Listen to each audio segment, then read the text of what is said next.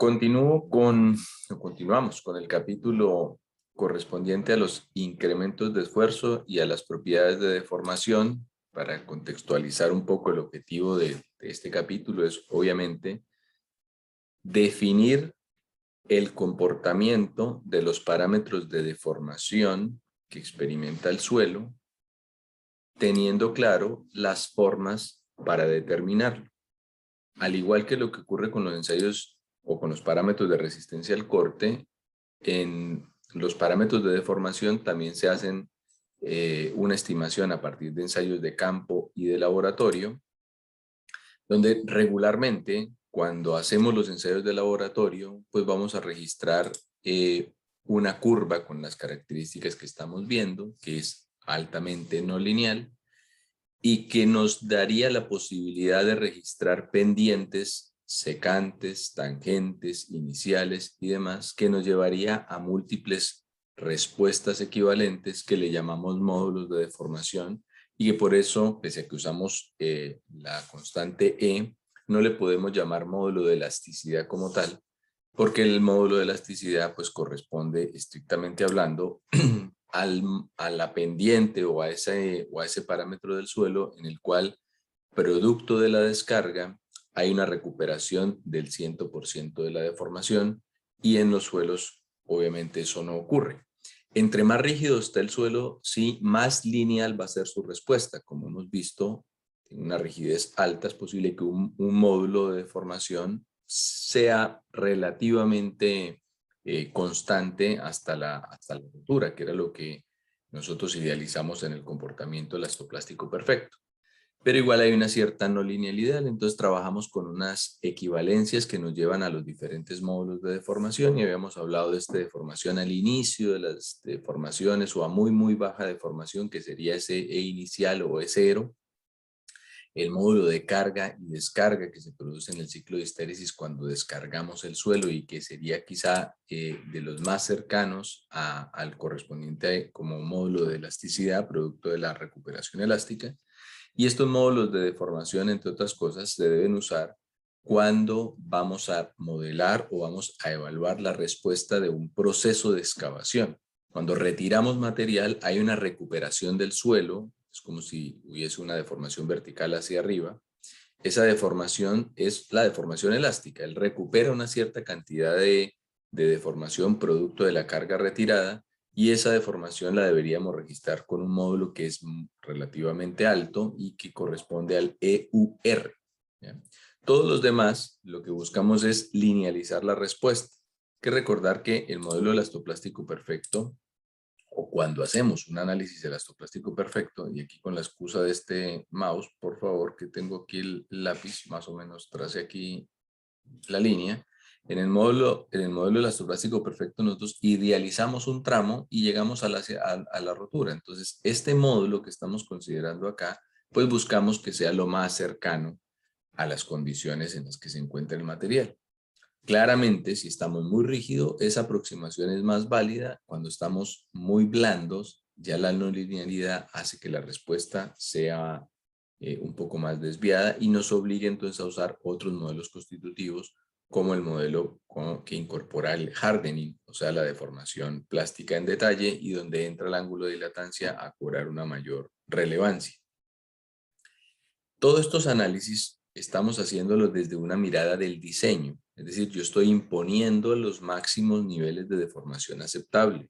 Entonces yo podría decir que dentro de mi rango de diseño el comportamiento va a ser predominantemente elástico.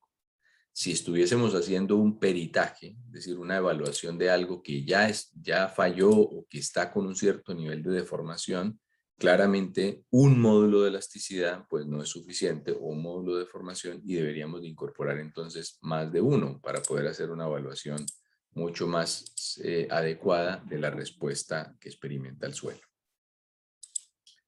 ¿Alguna pregunta hasta acá? ¿Profe? Sí, Diego, adelante. Hola, buenas. ¿Hay alguna forma de caracterizar la pérdida de capacidad de formación del suelo? Por ejemplo, yo me imagino que los suelos igual variará dependiendo del tipo de suelo, la pérdida que hay de esa capacidad, ¿no es cierto? Sí, pero quizá no necesariamente deberíamos de atribuir el término pérdida y voy a tratar como de dividirlo en dos. Si yo cambio de tipo de suelo, los suelos más granulares quizá van a tener módulos que son más altos que los suelos más finos. Y ahí voy entonces a tener una reducción, digamos, en un suelo fino. Pero si, por ejemplo, yo me pongo como magnitud 40.000 kPa, por decir un número de referencia, ese 40.000 kPa yo lo puedo experimentar en un suelo granular y lo puedo experimentar en un suelo fino. Entonces, hablar un poco como de esa pérdida por contenido de fino, que podría ser un poco el tema, es difícil de cuantificar. Ahora, en términos de deformación, sí que hay una pérdida de rigidez. Los suelos responden, y de hecho cíclicamente más aún, con una pérdida de rigidez conforme el suelo se va deformando. Entonces, si nosotros estamos deformando a muy, muy baja deformación, que es lo que ocurre aquí en los ensayos geofísicos que habíamos mencionado, ahí voy a tener módulos de elasticidad o módulos de deformación que son muy cercanos al de elasticidad y que representarían como el valor máximo sin casi ninguna degradación o ninguna pérdida. Pero si a medida que vamos solicitando el suelo le vamos generando un rango de deformación cada vez mayor, que es lo que a veces experimentamos en las obras convencionales, como estas tres que ejemplificamos acá, entonces yo ahí voy a tener una reducción de la rigidez en un valor importante. Esa reducción o esa pérdida de la rigidez, si queremos usar su término, sí depende del tipo de suelo. Por ejemplo, en un suelo granular, la pérdida de rigidez o esa reducción en la rigidez respecto del inicial es del orden de 3 veces. O sea, uno podría estar como en la condición inicial versus la condición de análisis, tengo 3 veces menos rigidez. En un suelo fino, esa diferencia puede ser aún más marcada. Puede ser de 3 veces a incluso unas 15 veces y hay suelos muy particulares, como los suelos mexicanos, donde esa pérdida de rigidez puede llegar a ser hasta 100 veces menos producto del nivel de deformación. Cuando es cíclico, aún más. No sé si le respondo su... Súper. Sí, sí, sí, justamente esa era la duda. Esa pérdida de rigidez, si se producía por el tipo de suelo, también está asociado al tipo de suelo también. Exactamente. Vale, gracias. Perfecto. ¿Alguna otra consulta?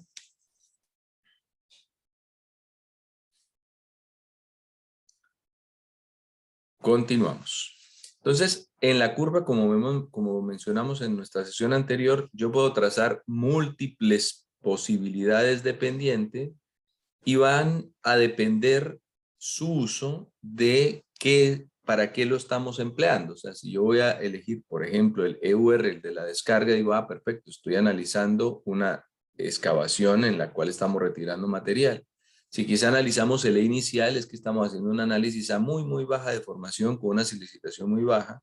Y de ahí yo me iría a los diferentes tipos de módulos según lo que queremos buscar representar. Pero es importante tener presente de que esos módulos de deformación varían con la deformación, voy reduciendo esos valores y adicionalmente varían con la presión de confinamiento. El confinamiento hace que su respuesta sea más rígida y por eso vamos a obtener módulos más altos cuando el confinamiento es más alto. También habíamos mencionado esto en relación a que yo puedo tener funciones, ya no un E constante, sino funciones del E que van a depender de diferentes variables, que esto lo vimos en detalle en nuestra sesión anterior, donde puedo vincularlo a parámetros de formación, como es el caso de estas ecuaciones, donde dependen de un incremento de formación, o dependen del incremento de esfuerzo, o dependen de un análisis cíclico. Pero la idea de esto, independiente de la función que se esté usando, es buscar una función que permite incorporar las variables que consideramos importantes en el diseño o en la variación de los parámetros de deformación. O sea, en este caso sería incorporar el sigma, incorporar el épsilon, lo que sea. Ahora, cuando nosotros usamos una función del E, claramente necesitamos en la mayoría de los casos recurrir a un problema con modelación numérica. No podría ser un método determinístico porque en el método determinístico regularmente nos piden un único valor del E. Por teoría de la elasticidad, ustedes recordarán de sus cursos anteriores, pues podemos hablar de diferentes módulos. Estamos el módulo de Young, el módulo de corte, también los módulos de compresibilidad, el módulo edométrico. Todos estos parámetros son básicamente respuesta en términos de deformación o las pendientes que se generan en la respuesta de la deformación de los materiales, y que nosotros regularmente usamos en la práctica para análisis estáticos el módulo de Young, que después le llamamos módulo de deformación por las razones que ya he mencionado, y el módulo de corte, que es muy usado para análisis dinámicos. De hecho, la mayoría de nuestros análisis dinámicos donde evaluamos esfuerzos de corte, pues incorporan los módulos de corte. El módulo de compresibilidad o el módulo bulk del parámetro B es un parámetro a compresión isótropa, es la deformación que experimenta el suelo o me permite determinar la deformación que experimenta el suelo con equicompresión, con compresión en todas las direcciones, homólogo a lo que quizá ocurre en el ensayo de consolidación, perdón, en el ensayo triaxial, en la parte de compresión, solo que como ese ensayo tiene un proceso de consolidación, si lo hacemos con esa modalidad, entonces evidentemente el análisis lo hacemos más con el proceso de consolidación que con el parámetro B. Y el módulo edométrico es cualquier parámetro de tipo edométrico, en este caso el módulo edométrico, pues corresponde a una deformación que se produzca en una sola dirección. O sea, tengo restricción y le llamamos edométrico porque en el ensayo edométrico pues se genera esa condición. Tengo un anillo completamente rígido en el cual solamente admite deformación vertical. Entonces es un parámetro que viene de ese ensayo de consolidación.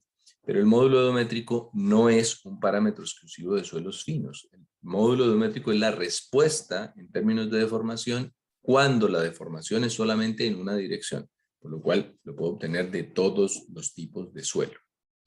Con respecto a los órdenes de magnitud, el espectro es muy amplio, porque vamos a depender justamente de todas estas cosas que hemos mencionado. Si vamos a hablar de un módulo edométrico, si vamos a hablar de un módulo EUR o de un módulo inicial, y el espectro es muy amplio.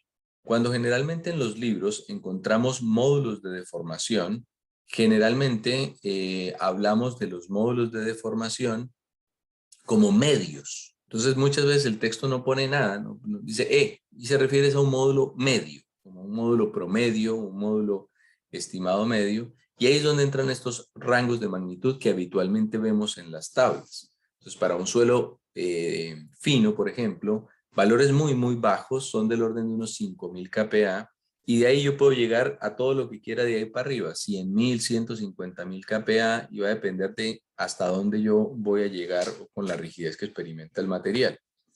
Con respecto a los suelos granulares pueden tener valores también desde muy bajos, pero regularmente uno parte un poquito más arriba, como en unos 10.000 kPa de módulo de deformación, y de ahí para arriba también a todo el espectro de valores posibles. Cuando hablamos del E0, a muy baja deformación, ahí los valores son, como mencionaba, del orden de 3 veces más que lo que uno puede experimentar en la condición de grandes deformaciones, y ahí uno puede registrar valores mucho más altos, ¿no? Desde los 30, 40.000 a 150.000, 200, 300.000 kPa. Puede uno tener ese espectro de valores mucho mayores. El E inicial o los módulos de deformación inicial tradicionalmente, o es común que se les llame módulos dinámicos, y a todos los otros módulos estáticos, porque provienen los dinámicos de ensayos a muy baja deformación, regularmente obtenidos mediante geofísica, que son a muy baja deformación. Entonces, por eso hablamos como del E dinámico y el E estático. Ese E dinámico no es otra cosa que el E a muy baja deformación. ¿Alguna pregunta?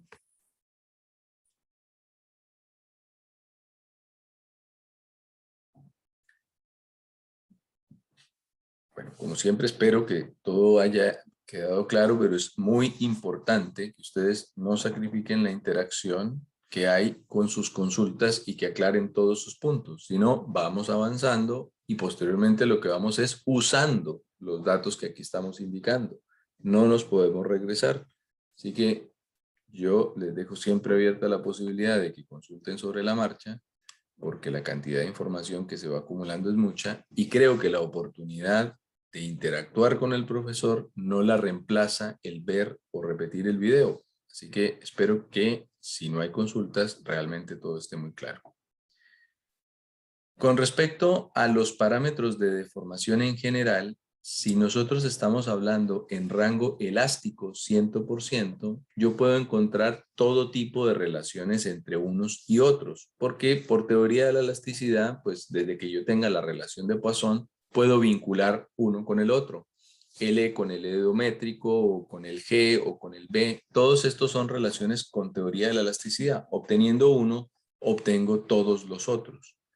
Si estamos en rango elástico. Si no estamos en el rango elástico, pues claramente no se van a cumplir necesariamente estas condiciones porque entra una no linealidad que esto no lo tiene incorporado. Adelante, Diego. Profe, la teoría de la elasticidad suponía solo isótropos, ¿no? Bueno, no sé si lo especifica, pero me refiero porque me imagino que esto varía para suelos que no tienen mismo comportamiento en todas las direcciones, ¿no? Sí, excelente pregunta. Efectivamente, todas estas idealizaciones que estamos viendo, consideramos que el E está igual en las dos direcciones. Puedo tener teoría de la elasticidad con anisotropía, con dos E, digamos, y en cada uno suponen un comportamiento lineal. Pero aquí estamos efectivamente indicando que el EX es igual al EY, digamos. Así que efectivamente estamos con este comportamiento que yo le mencionaba a Chile, continuo, homogéneo, isótropo y linealmente elástico. Ya. Perfecto. Con respecto a los módulos de corte o a este módulo donde solicitamos con una deformación angular y que regularmente lo podríamos medir de manera directa en el ensayo de corte simple, al igual que ocurre con el módulo de elasticidad, también aplica una degradación con la deformación angular, también aplica que sea un parámetro altamente no lineal, o sea, todas las condiciones aplican en este caso. Solo que particularmente cuando hacemos análisis dinámicos, todos los análisis que incorporen la deformación para interés de diseño son en función de deformaciones de corte, deformaciones angulares, por lo cual entonces me requiero hacer una estimación del módulo de corte. Y ese módulo de corte en condición cíclica, pues yo puedo representarlo, o se puede representar, digamos, mediante ensayos triaxiales cíclicos o ensayos de corte torsional o hay de diferente tipo, que me permiten evaluar en diferentes ciclos de carga cómo la pendiente de digamos, de este gráfico que representa el módulo de corte se degrada en función de la magnitud de la deformación angular que se está registrando, que es justamente esto que ocurre. El material empieza a perder rigidez conforme se va a deformar, se va solicitando. Dinámicamente ocurre lo mismo. Tengo un G inicial a muy baja deformación, vamos solicitándolo y voy obteniendo una degradación del módulo de corte con la deformación angular. Cuando se hace la evaluación ya en concreto mediante un ensayo triaxial de los módulos de deformación, pues al igual que ocurre con los ensayos para obtener el ángulo de dilatancia, vamos a obtener tantos módulos de deformación como presiones de confinamiento analicemos. Es un parámetro no lineal que depende de la presión de confinamiento, por lo cual a cada presión de confinamiento pues voy a obtener un módulo diferente. Para una presión de confinamiento específica en la cual hiciera el ensayo carga de formación, lo que vamos a tener realmente es un comportamiento de este estilo. Si lo descargamos, aquí haríamos la descarga y posteriormente llegaríamos hasta la condición que pudiésemos llamar de fallo. Entonces, en este caso tendríamos, o podríamos tener, una inicial difícilmente estimable en el ensayo triaxial por las razones que mencionamos. Hay un reacomodo de las partículas, un registro muy bajo de deformación que hace que el E0 del ensayo triaxial regularmente no se obtenga. Esto se obtiene más bien de los ensayos de campo como el geofísico. Un E secante a una cierta magnitud de la deformación, que es el parámetro más usado. El E tangente, poco usado, casi nulo, salvo cuando vamos a hacer funciones del E, y el EUR. Entonces, en la práctica habitual lo que vamos a tener es el EUR como parámetro de referencia también, bastante usado para el tema de las excavaciones que he indicado, y el otro parámetro que es muy habitualmente usado es un E a X% de deformación o de esfuerzo de rotura. Entonces, es muy habitual que nosotros encontremos en la literatura un valor que le llaman el E50, que puede ser E25 o E75, puede ser cualquiera, pero el 50 se refiere al 50% de la carga en rotura. Entonces lo que establece esto es algo relativamente simple. Teniendo claro el esfuerzo de rotura, que ya lo usamos para determinar el ángulo de fricción, al 50% de esa magnitud, que aquí lo hice coincidir con el ciclo de descarga, pero es solamente coincidencia acá en este caso, al 50% de la deformación, tiramos una línea secante desde el origen que corte ese 50%. Entonces, la pendiente para ese 50 representaría ese valor de el E50, o sea, el E al 50% de la carga de rotura. Aquí esto tiene una pequeña razón que dice E tangente, no, este es E secante, secante, porque no se confundan. El E secante es el E al 50%. Entonces, esto sería el módulo de deformación al 50% de la carga de rotura para X presión de confinamiento. En este caso, esta presión de confinamiento sería un cierto valor y ahí ustedes registrarían ese para esa magnitud.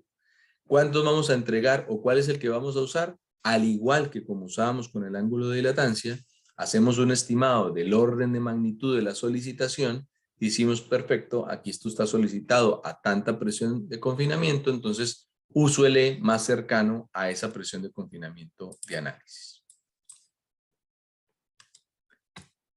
Si nosotros vemos esto en un ensayo o en un tramo de un ensayo real, como por ejemplo la arena del río Maipo, pues lo que vamos a obtener es una curva de este estilo. Estos son datos ya reales para una arcilla, para una arena limpia con el 55% de densidad relativa. Aquí entonces esto sería como el tramo del E inicial y por acá el del EUR.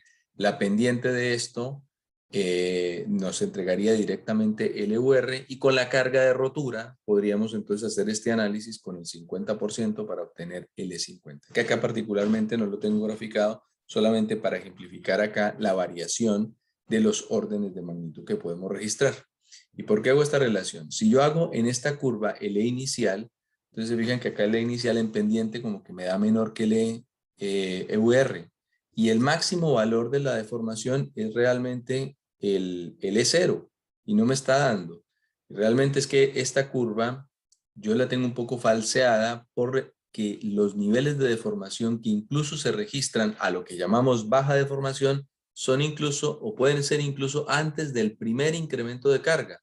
O sea que realmente esta línea roja quizá debería partir con una pendiente mucho mayor e incluso mucho mayor al EUR. Por ese motivo, del ensayo triaxial no es tan recomendable registrar el EUR, perdón, el E0, porque puede ser un poco falseado. El E0 o el G0 habitualmente se usan mediante o se obtienen mediante ensayos de laboratorio específicos como la columna resonante o un ensayo de corte ya a muy baja deformación o mediante los ensayos de campo como los ensayos geofísicos de los cuales también vimos en las sesiones de la anterior evaluación. Y con respecto al otro parámetro de deformación, que es el módulo de Young, entonces acá lo que vamos a tener es que toda esta zona de compresión, dije módulo de Young, la relación de Poisson, perdón, que toda esta zona de compresión, en esta pendiente de la zona en compresión, que si ustedes se fijan, para las tres presiones de confinamiento es casi la misma pendiente, entonces en ese tramo sacamos el delta volumétrico, el delta axial y calculamos la pendiente asociada al módulo de Poisson. Con respecto acá, en este caso, aprovechando la imagen del el módulo 50, entonces nosotros tendríamos acá como el 100%, vamos con el 50, trazamos una línea bien hecha, no como esta chueca que estoy haciendo aquí, y esta sería la pendiente del E50, y vamos a obtener una pendiente del E50 para este y para este. Ustedes se fijan, la pendiente es mayor en función de la presión de confinamiento. Este tiene mayor presión de confinamiento, aquí va a dar el E mayor, este va a dar el que le sigue y así sucesivamente. Este material, que es un material real de Villa Alemana, el maicillo areno limoso, es de rigidez relativamente alta. Por eso ustedes ven que la diferencia entre curva y curva para las tres presiones de confinamiento, que dicho sea de paso es 0,5, 1 y 2 kilos por centímetro cuadrado, no es tan pronunciada. Si hubiésemos hecho en un material mucho más suelto, ahí en ese caso la diferencia podría ser más marcada. Adelante, Diego. Justamente era sobre eso. Cuando hay material suelto yo no tengo un pic tan marcado. Eh, Sí. eh, ¿Cuál es la carga máxima que yo ocupo para estimar mi 50%? ¿Es la última? Sí, la última. Regularmente en esos tipos de ensayo, salvo que el informe como tal nos indique una cosa diferente, la curva es el valor de la carga es el término de la curva que se declara como término de ensayo. Entonces, ya como generó tanto nivel de deformación acumulada, entonces uno dice, ya para ese nivel de deformación, que es una proporción del ancho de la probeta, de la altura de la probeta, entonces dice, no, aquí ya esta es la carga de rotura. Entonces, ese valor máximo que se registra muy habitualmente para los suelos más sueltos, como casi que el último o los últimos puntos de la curva, eso representaría el Q último de esa presión de confinamiento. Ya, gracias. Entre más suelto esté el material, más secante va a ser el módulo. Si nosotros estamos hablando de un material muy rígido, es posible que ese módulo, si bien lo estemos tratando de trazar secante, sea muy tangente, porque el material es muy rígido. Pero si el material es muy suelto, el valor es claramente secante. Pese a que siempre lo analizamos secante, ¿no? Pero es la aproximación. ¿Alguna pregunta? Continúo. Con respecto a los ensayos de campo que miden B sub S o B sub P, puedo hacer un estimado también o una medición. De hecho, esto no es un estimado porque esto es teoría de la elasticidad. En rango lineal aquí aplicaría sin ningún problema. Y el registro de medición de campo, que sería el B sub S o el B sub P en todo su perfil.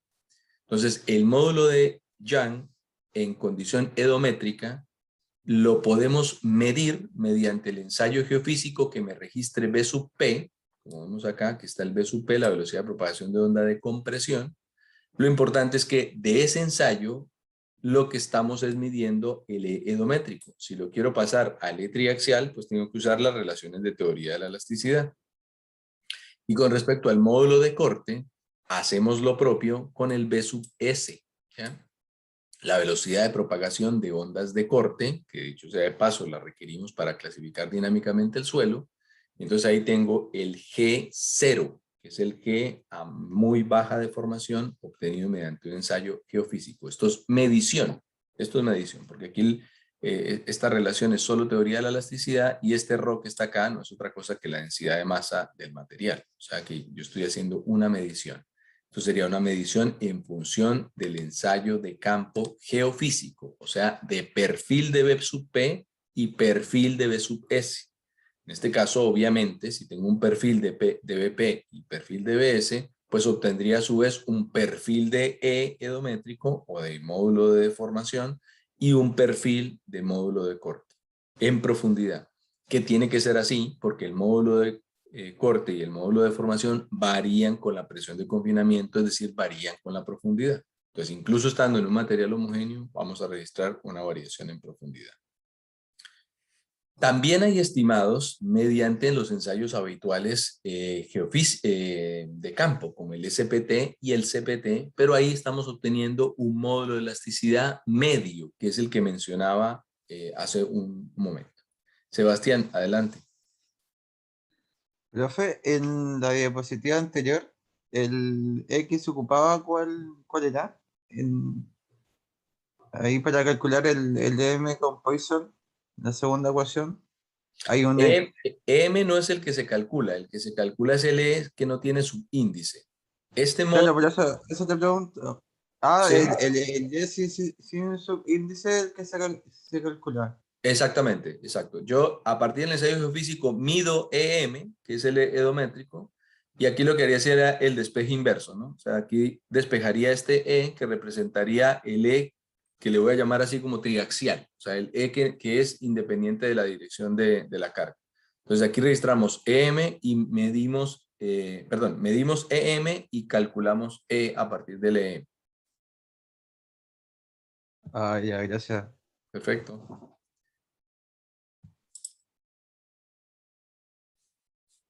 Con respecto a esta estimación que mencionaba de los ensayos como el SPT y el CPT, hay correlaciones de diferente tipo, algunas con una dispersión, hay que decirlo, bastante alta, pero este módulo muchas veces ustedes lo verán en los textos como un E, o cuando mucho ES o EM, pero no de edométrico, sino como de medio, o sea, es como un promedio. Si hacemos una, digamos, relación o buscamos el cruce con los datos de los parámetros generales de los módulos de deformación, estos E se deberían acercar al E50. Estos serían como los E que ustedes ven en los textos o en las correlaciones, son muy cercanos a los E medios, es decir, a esos E50. Las correlaciones, vuelvo, insisto, son de alta dispersión, pero siempre son de referencia cuando, especialmente, no podemos llevar muestra de laboratorio inalterada. Con el módulo de deformación ocurre algo bien particular y es, obtengo una correlación de este estilo, porque si yo hago un ensayo triaxial con una muestra reconstituida, es decir, no pude obtener la muestra natural y la hago reconstituida, principalmente lo que yo pierdo cuando una muestra se me destruye es la estructura del suelo, o sea, todos los arreglos de conexiones naturales que tiene. Entonces, el módulo de deformación que yo registro mediante una muestra reconstituida, que la vuelvo a llevar a la densidad original, nunca va a alcanzar a reproducir completamente la condición natural. Es muy difícil.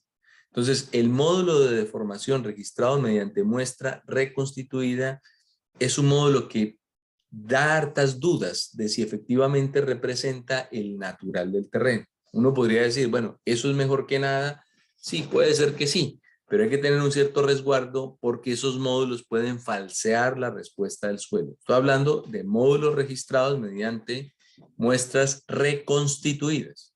Ahora, en términos de falsear una estimación mediante una correlación que tenga una dispersión alta, pues tiene un mismo refalseo, digamos.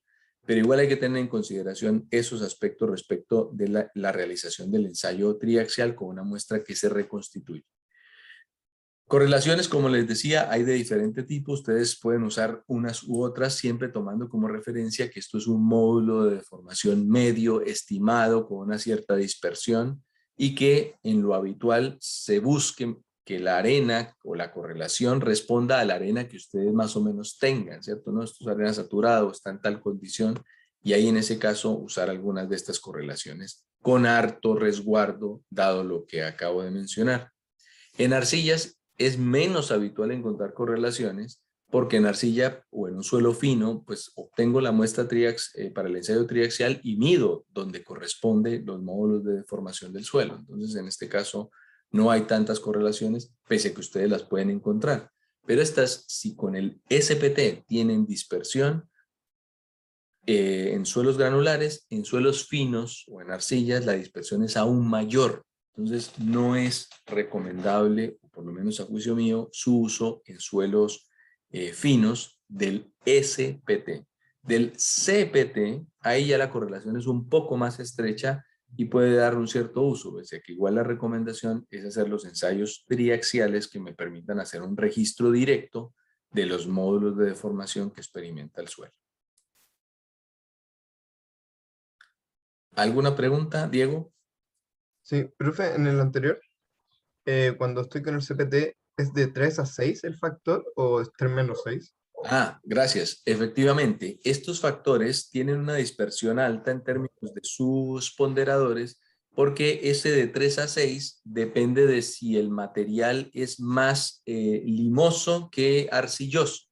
Entonces usan regularmente la frontera más baja entre más contenidos de arcilla tenga. Y entonces como decir que el 3 lo usamos para suelo más arcilloso y el 6 para el suelo más limoso. Pero son rangos, efectivamente. No es 3 menos 6, sino que es o uso 3 Q sub C o uso 6 Q sub C. Que es una dispersión alta, es del doble, ¿no? Obviamente. Y, profe, y lo otro, Sí, cuando yo tengo un suelo granular que tengo que reconstituir, porque obviamente no puedo sacar una muestra intacta de terreno, sí. ¿qué termina siendo más preciso? ¿Hacer un ensayo en campo o hacerlo en laboratorio? Porque al final yo creo que igual en el campo hay un grado de imprecisión mayor que hacerlo en laboratorio. Sí, Entonces, eso es una como, excelente pregunta también, pero yo creo que la respuesta es difícil porque empieza a haber un poco más de percepción mía que otra cosa. Teóricamente, yo pierdo casi todo cuando reconstituyo en términos de la deformación y llevar ese ensayo al laboratorio, como que teóricamente me dice, pero es que esto es otra cosa, porque yo le perdí toda la estructura. Pero también es cierto que en el ensayo de campo hay dos cosas. Uno, la ejecución misma de campo, que puede tener ciertas imprecisiones como la que usted indica, y a esto le sumo la dispersión de la correlación. Entonces usted dice, ¿cuál de los dos tendrá más error? Claro, uno como que a simple vista podría pensar que el de campo tiene más incertidumbre porque tengo la incertidumbre de ejecución y también de la correlación. Podría ser eso. Lo que ocurre es que en algunas ocasiones los módulos que uno registra mediante los ensayos triaxiales en muestras reconstituidas son números súper extraños. Yo le pongo particularmente el ejemplo de los suelos residuales, como este que menciono Maicillo, este suelo que parece como una roca pero que se desgrana, que está presente aquí en gran parte de la región, en gran parte de toda la zona central. Este material a veces no se puede sacar muestra inalterada, se le desmorona a uno mientras está haciendo el tallado. Entonces se reconstituye muchas veces. De hecho, una de las que yo les mostré es una muestra reconstituida. En esa reconstitución de la muestra, uno a veces obtiene módulos dentro de los rangos razonables. Dice, ya, ¿cuánto dio? 35.000 kPa, en fin. Pero nos ha pasado, y a esos ensayos, y a esos suelos yo también les hago ensayo geofísico, por lo cual yo ya sé cuánto es el E que sí obtuve en el ensayo geofísico. Cuando hago en algunos tipos de reconstitución, quizá por la forma de reconstituir la muestra o por diferentes temas procedimentales en el laboratorio, los números que me dan son números absolutamente disímiles de lo que me da con el registro de campo. Entonces a veces me da, no sé, 7.000 kPa de un suelo que claramente se ve súper duro y que en el ensayo geofísico me dio que daba 150.000 kPa. Entonces, si usted me pone como en la balanza y dice, ¿cuál es más impreciso? Yo creo que sería muy difícil uno determinar. Yo a priori podría decir que entre más riguroso sea el proceso de reconstitución de la muestra, de toma y reconstitución de la muestra en términos de densidad y de humedad natural, pese a que el ensayo es saturado, pero en la humedad en el momento de la reconstitución, me quedaría quizá con el ensayo triaxial, pero tiene su dispersión. Entonces, yo creo que aquí me toca dar esta respuesta tipo político, ¿no? Hablo 3 minutos y no digo nada, pero realmente es que es difícil poder decir cuál de los dos es como el más malo. O sea, yo creo que mal hecho los dos pueden ser malos. Entonces, en el fondo, es recomendable hacer los dos y ver cuál de los resultados se ajusta un poco más a la realidad, ¿no?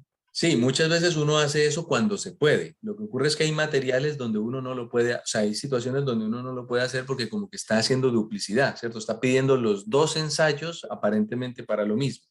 Pero hay situaciones donde uno puede sin problema hacer los dos ensayos y como le digo, este que le menciono, se tenían fácilmente dos ensayos. Entonces yo creo que es una buena recomendación el cruzar por lo menos con la geofísica, que es un ensayo que siempre está presente para términos de clasificación dinámica. Entonces la geofísica siempre lo tengo en la gran mayoría de los casos y ahí entonces complemento con el otro ensayo. Y yo creo que esos cruces son bastante sanos. Ya, muchas gracias. Perfecto. ¿Alguna otra pregunta? Pablo, adelante. Gracias, profe. Sabe, yo tengo una pregunta, pero es un poco más general. Todavía no tengo claro cuál es el uso de todos los módulos que hemos definido hasta ahora. Porque Sí. por lo que estoy viendo, correlación de módulo de Young es una de las herramientas para que sirven eso, pero no sé si son Sí. varios o qué. Los módulos principalmente están buscando, cualquier sea el módulo que estamos usando, es determinar cuál es la deformación del suelo, evidentemente, y quizá la aplicación más directa que uno puede ver es la deformación de una fundación. Cuando aplico una carga o la deformación que se puede generar en un talud o la deformación que puede haber en un muro de contención. Pero específicamente como en un muro, en una zapata es lo más directo, yo tengo una carga, aplico una zapata, aplico una cierta solicitación y esto se va a deformar. Entonces, saquemos el camino de la consolidación. La consolidación obviamente tiene el camino que ya hemos mencionado, voy a sacarlo de ahí y voy a meterme en la deformación. Entonces, cuando yo voy a analizar la deformación, una alternativa es analizarla elásticamente o por lo menos con un aproximado elástico. Si yo quiero hacer la aproximación elástica, que es la que viene del modelo elastoplástico perfecto, que ya también mencionamos en detalle, yo debo usar un módulo de elasticidad que es más o menos promedio, ¿cierto? Medio por ahí, porque ya vimos que la curva es no lineal. Entonces, cuando yo quiero usar una metodología de cálculo de deformación, una metodología determinística, es decir, que me diga asentamiento igual a algo, ahí va a haber un E y ese E es un valor constante, es una magnitud constante, no es una función, es un valor. Entonces, el módulo de elasticidad que yo pongo ahí, o el módulo de deformación, estrictamente hablando, debiese ser el de elasticidad. Pero ya hemos hablado del por qué no necesariamente el de elasticidad, porque yo tengo una respuesta media. Entonces, si voy a calcular la deformación con una respuesta media en esa curva, entonces uso un módulo de elasticidad medio o un módulo de deformación, estrictamente hablando, medio. Y ese módulo de deformación, el más cercano, es ese valor que mencionamos, el E50 o el módulo secante, que podríamos llamarle E sub I, ¿cierto? E al 50% o al 25%, al valor que yo considere, solo que habitualmente es 50% el valor de referencia. Si yo voy a calcular la deformación que experimenta el suelo producto de la recuperación en un proceso de excavación, entonces yo ya ese módulo 50 no lo puedo usar. Tengo que usar un módulo mayor. Y en ese caso uso directamente el EUR, el módulo de descarga y recarga. Ahí van dos módulos. Si yo adicionalmente requiero hacer un análisis de deformación a muy baja, para un análisis dinámico, a muy baja deformación, muy bajita, entonces yo uso el E0 o el G0, el que proviene de los ensayos geofísicos. Y si mi problema realmente es muy complejo y requiere que yo evalúe desde muy baja deformación, que es lo que ocurre cuando modelamos un sismo, cuando queremos modelar un sismo, uno parte en muy baja deformación y puede llegar hasta muy alta deformación, dependiendo de las condiciones de ese sismo. Entonces yo tendría que incorporar la curva completa con la degradación y todo. Ahí no me sirve un módulo ni una función solamente. Yo necesito incorporar toda la curva y eso entonces me llevaría a hacer un análisis con modelación numérica. Pero si voy a usar valores constantes del E, son los que acabo de mencionar. Módulo 50 para calcular entonces una condición media de comportamiento, de descarga y recarga para análisis de excavaciones o retiro de material o recuperación de la carga, y el módulo inicial o cero cuando el nivel de deformación que el que se esté sometiendo el material sea realmente muy bajo.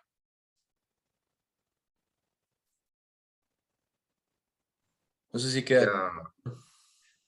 Sí, me quedan claros los E, pero mi duda queda con los M, los B, los G que había mencionado y Esos que eran valores, dos. sí, no, está muy bien la pregunta. Esos valores adicionales son usados de manera referencial para obtener los otros. Por ejemplo, si nosotros vamos a obtener el E a partir de un ensayo geofísico que mida B sub P, entonces el valor al medir B sub P estoy midiendo el EM. Entonces el EM es como puente para obtener el E en condición triaxial. Entonces este E edométrico lo uso de manera directa en mi ecuación muy pocas veces, pero sí lo puedo usar para determinar el E real del suelo con esfuerzo triaxial. Entonces el EM es un valor de uso referencial para obtener otros parámetros del suelo, otros parámetros de respuesta cuando no los tengamos. Entonces, este parámetro es de referencia. El que creo que, a mi juicio, es de los menos usados en la práctica, sí es el B, el módulo de compresibilidad a equicompresión, cuando el esfuerzo es igual en todas las direcciones, es una condición muy particular de solicitación que se usa y muchas veces se usa para obtener otros parámetros y otras correlaciones de parámetros de deformación, pero creo que sería el menos usado de todos, el B. Pero el edométrico, que es este M que pongo acá, y son usados como parámetros puente para obtener los otros. Y el G, que quizá no hemos hablado de manera directa, es el que mencioné, que tiene uso predominantemente para cualquier análisis de tipo dinámico. Al incorporar deformaciones de corte, incorporamos el valor del G. Entonces, EM y el M los menciono que son como lo mismo que es el edométrico. Es lo mismo, el EM o el M es, en este parámetro es lo mismo. Lo que ocurre es que en la nomenclatura de elasticidad, Habitualmente a este parámetro le llaman M y el parámetro B, pero muchas veces uno lo encuentra en libros como E sub B, E sub M, haciendo la relación a que es el módulo sub algo, ¿ya? Pero es el mismo parámetro. Ok, muchas gracias. Me quedo todo. Perfecto. Perfecto, y bien importante esa aclaración porque justamente necesitamos es cruzar con eso. Y me comentan de todos estos E y cuál es el que va en cada cosa, así que la pregunta completamente válida. Finalmente, y esto para redondear el tema de las correlaciones, con el G y ese G máximo, el G máximo o G0, todos son lo mismo, representa el valor a muy baja deformación. Ese valor del G es un valor que puede también ser correlacionado con otros parámetros, como en este caso el esfuerzo de preconsolidación, la relación de vacíos y una constante N. Lo pongo acá solamente de referencia, que es esta ecuación de Harden y Dremich, que es muy conocida, pero en la práctica habitual, como la medición de la velocidad de propagación de onda de corte es obligatoria por el Decreto Supremo 61 y en la mayoría de proyectos está incorporado, este G en campo se registra mediante el B sub S.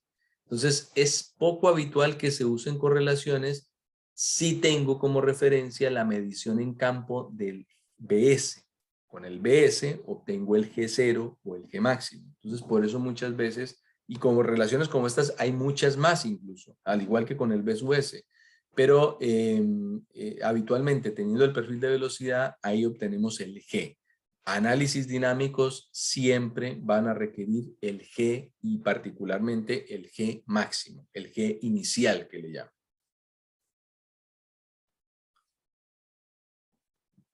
¿Preguntas?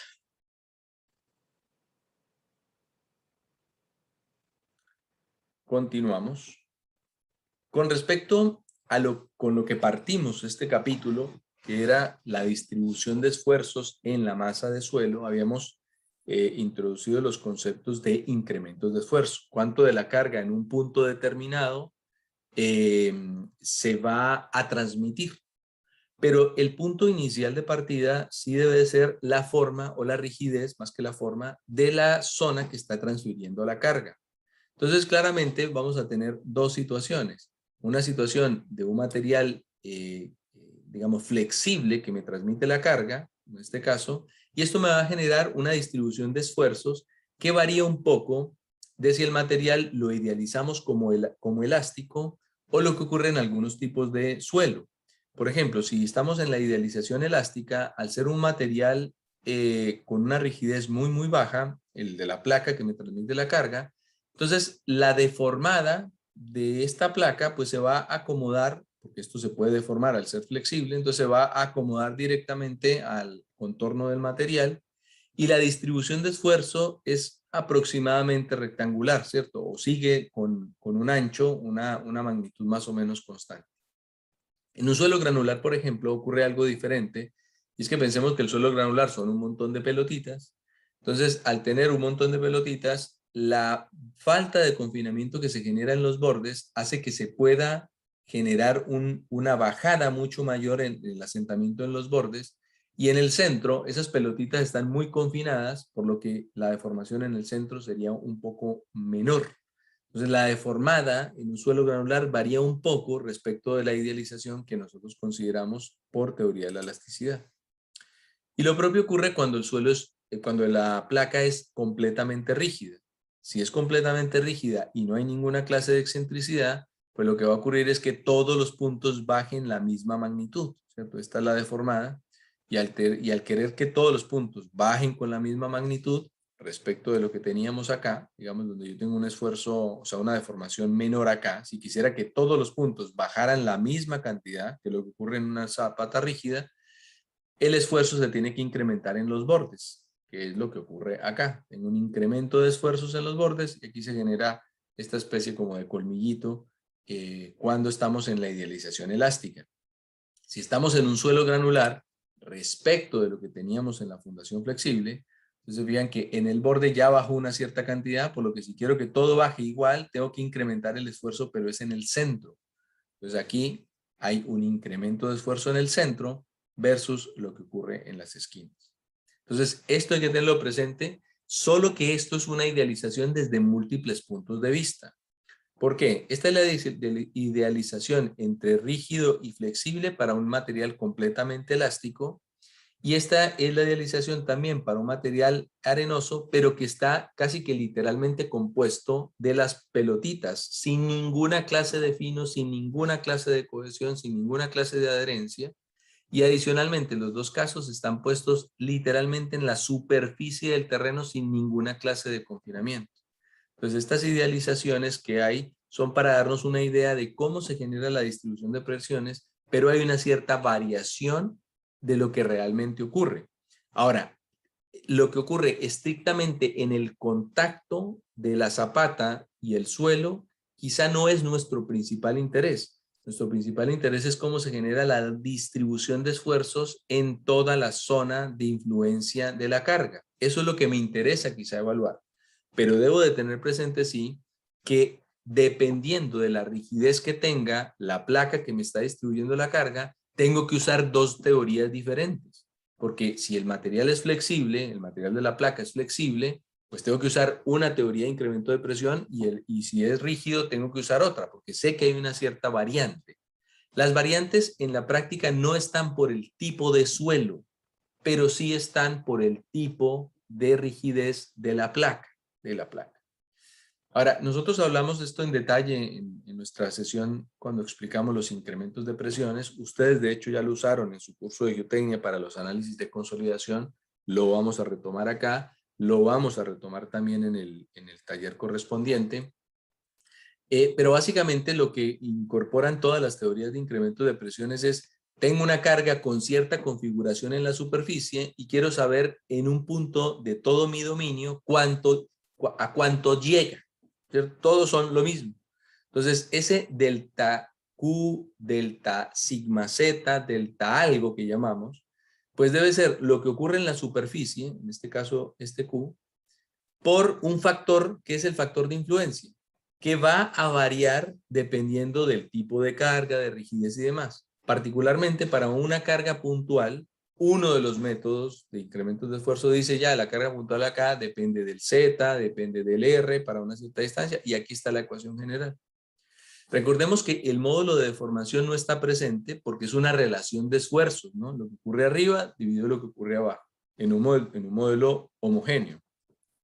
La relación de Poisson sí debería estar, ¿ya? Y de hecho acá está presente y en algunos casos incluso está idealizado. Dentro de la ecuación hay un factor ya incorporado que proviene de la relación de Poisson. O sea, la relación de Poisson está en la ecuación, solo que en algunos casos está con la condición más desfavorable y en algunos se incorpora la magnitud exacto para que yo lo defina.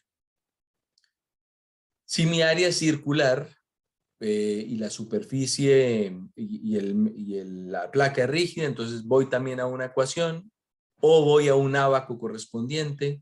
Y esto ustedes lo van a retomar en detalle en el taller, no creo que sea del caso mencionarlo ahora, pero es una relación que en función de las variables que incorpora mi problema, pues yo puedo determinar cuánto es el incremento de presión. En este caso, pues carga circular y aquí tengo una relación de Z y A.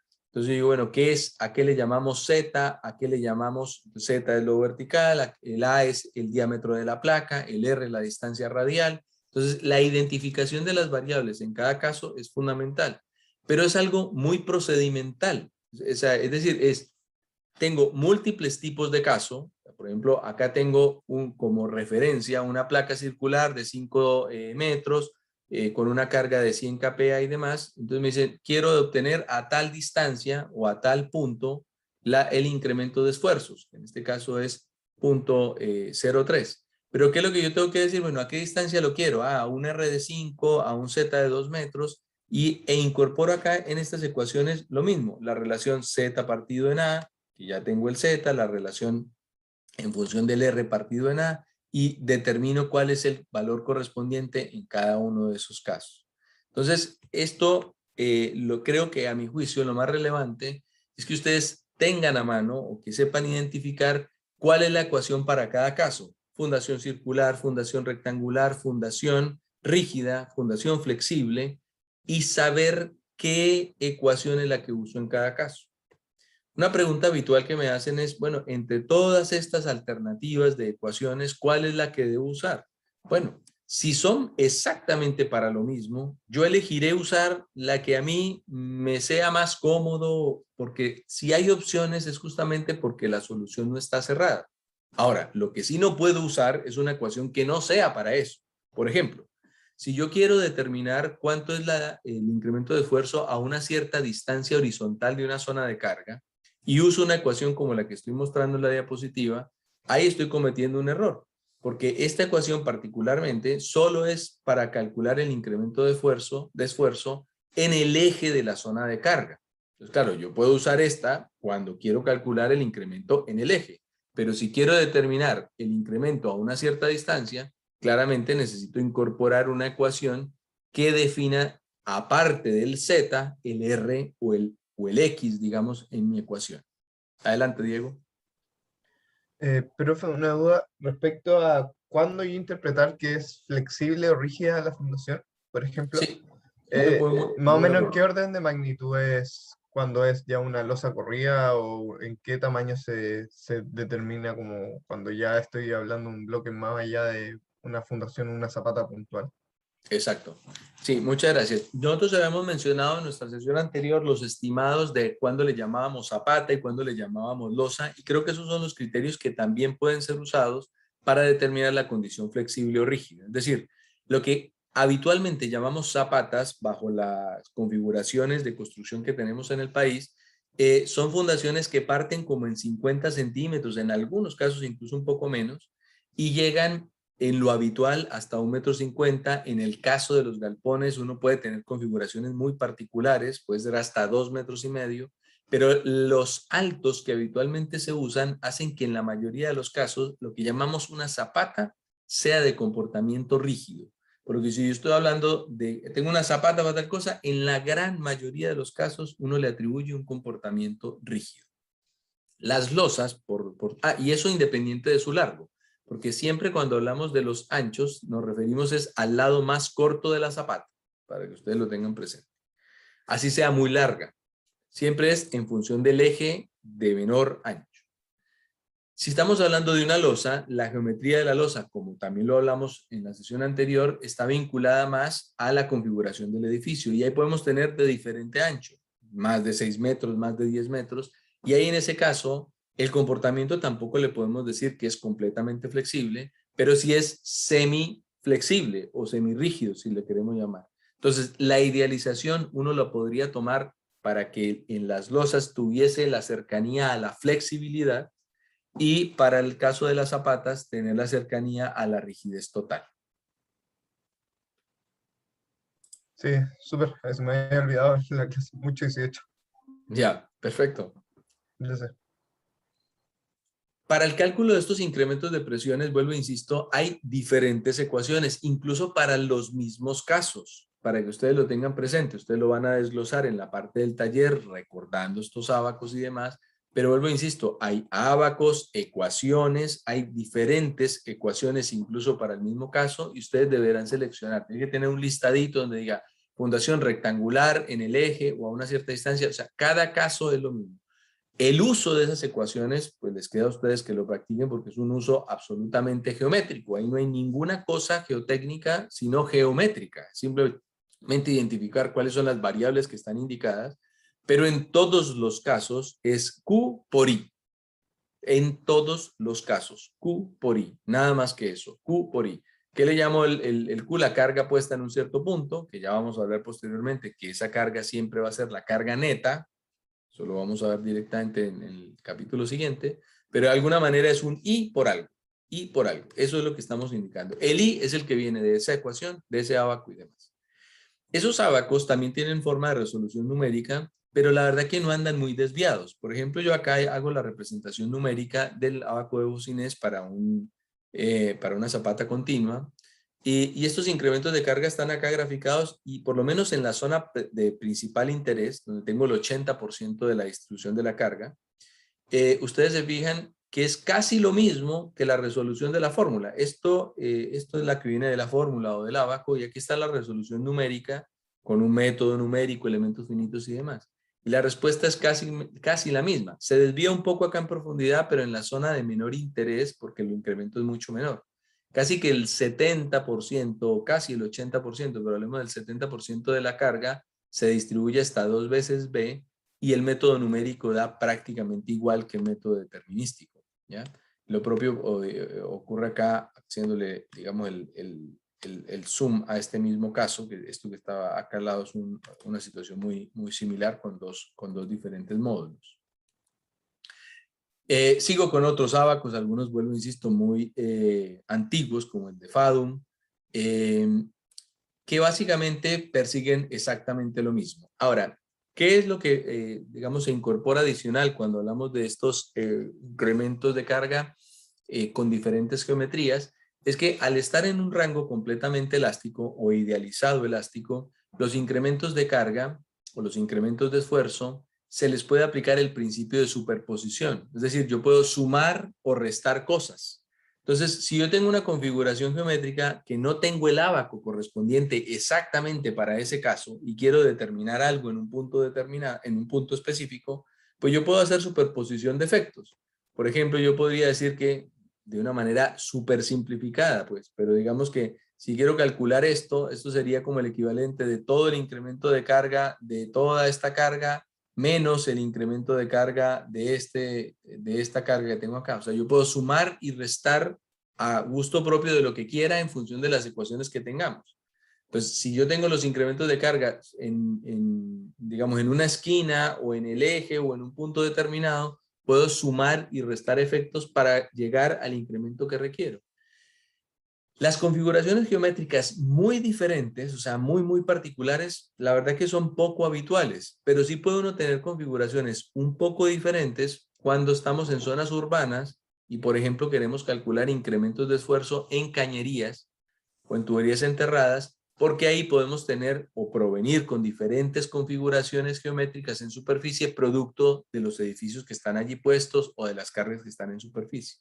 Pero si tengo esa situación, sumo y resto efectos. Esto es lo que tengo acá, sumar y restar efectos en función de las ecuaciones tradicionales, ábacos o fórmulas. Y esto lo digo hasta el cansancio, ábacos o fórmulas, porque es habitual que me dicen lo mismo. Bueno, y aquí uso el ábaco, uso la fórmula. Es usar el que se considere más fácil o más adecuado para ustedes. Pero pueden usar cualquiera de ellos siempre que represente el caso que realmente me interesa. Todo lo que vimos anteriormente es para esfuerzos verticales. Tengo evidentemente que incorporar la posibilidad de esfuerzos horizontales, que es lo que ocurre en los muros de contención. Aplica el mismo principio. Aquí el Q está metido en la ecuación, pero también es un factor I, que es 2Z3, en fin, y ahí obtengo la configuración correspondiente. Pero en lo específico, creo que más que hablar de incrementos en medios continuos, o sea, porque aquí estoy calculando el incremento de carga lateral, pero para un medio que es continuo, o sea, siempre hay suelo, creo que es más habitual hablarlo cuando tengo la presencia de una carga con una restricción que representaría el muro de contención. Entonces, si tengo una restricción con un muro de contención, el incremento de esfuerzo horizontal acá sí va a depender directamente del factor o de los valores de la altura del muro de contención, de la distancia a la que está puesto el muro, y esto va a depender si la carga es lineal, si la carga es, tengo por acá la otra fórmula, que es la carga con carga distribuida, y ahí están las diferentes configuraciones de cargas para determinar los incrementos de esfuerzo horizontal. Pero el principio es el mismo. I por K. I por Q, perdón. I por Q. I por la carga. Nada más que eso. ¿Alguna pregunta?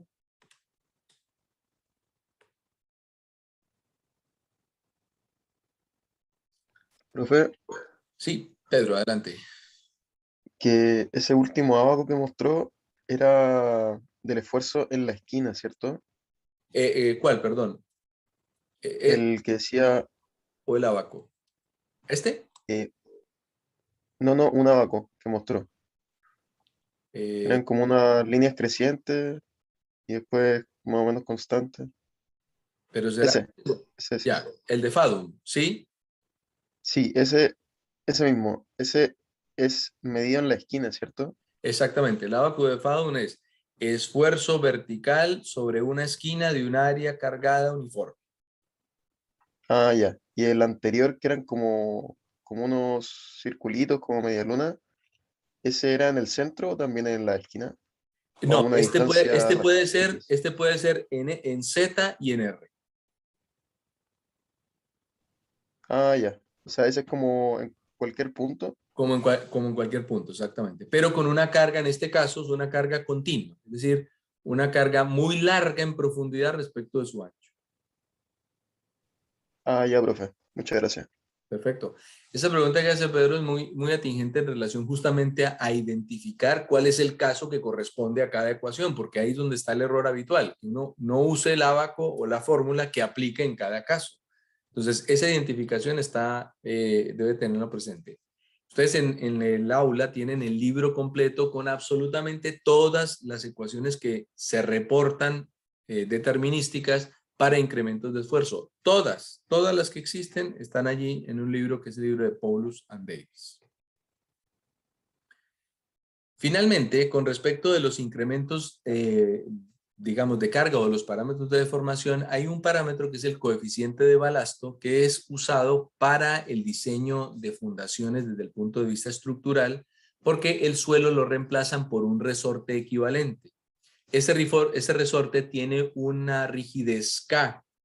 Ese módulo de balasto, coeficiente de balasto o módulo de deformación, es un parámetro que no es un módulo, no tiene unidades como el módulo de elasticidad, o sea, FL-2, sino que es un FL-3. Es el esfuerzo que produce un cierto asentamiento. Entonces, ese parámetro se obtiene de manera directa mediante un ensayo de placa de carga, que es cargar directamente en el terreno mediante una placa de 30 por 30 un cierto esfuerzo para generar una área de influencia que busca ser representativa de lo que representaría el área de influencia de una zapata real. En el ensayo se carga hasta obtener este nivel de deformación y la pendiente secante de esta curva esfuerzo desplazamiento, ojo, esfuerzo desplazamiento, es el K. Se le pone un 0, que majaderamente va como si fuera el coeficiente de presión de tierras en reposo, no tiene nada que ver, es el coeficiente de balasto, y se le pone el 0 porque cuando el K se obtiene de la placa del ensayo, es decir, de la placa de 30 por 30, entonces el módulo, el coeficiente o el módulo de reacción es el valor de la placa, no el valor de la zapata, sino el valor de la placa de carga. Órdenes de magnitud de todo tipo, pero hay que tener presente de que esos parámetros dependen, o este parámetro K depende, ojo, depende de la geometría de la fundación. Entonces, cuando ponemos todos estos en las tablas, así no pongan el 0, esto se refiere al K0, al K de la placa de 30 por 30 o de diámetro de 30 centímetros. ¿Ya? Todo esto que vemos es en función de ello.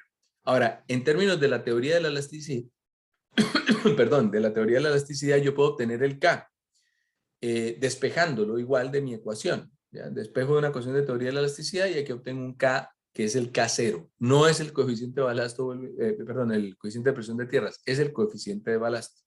Ahora, si yo quiero llevar el K al K de mi zapata, con el ancho real de mi zapata, entonces aquí tengo que aplicar un factor de corrección por forma, donde el B es el ancho real de mi zapata, el B0 es el ancho de la placa, es decir, 30 centímetros, y el K0, el K que se obtiene mediante el ensayo de placa de carga. Con esto termino lo correspondiente al coeficiente y había pregunta de Diego. Adelante. Profe, cuando se calculaba el casero, o sea, se estimaba con el gráfico. No sé si puede ver un poquito. Ahí. Estimarlo con sí, digamos que yo voy cargando y cuando tengo la deformación de punto 12, ahí entonces determino cuál es el sigma y la pendiente, o sea, la relación sigma 1 dividido punto 12,7 es el K. Mi duda es el desplazamiento que sale abajo, ¿respecto a qué es? O sea, ¿es cuánto se mueve la placa? Sí, es la deformación vertical de esta placa. ¿Cuánto se deforma esta placa en vertical? Ah, pero respecto al eje de la placa, ¿no? Al Al eje de centro. la placa, que es una placa rígida y que en teoría debiese ser en ambos extremos igual, pero efectivamente Ah, el registro es en el eje. ya, súper. Perfecto.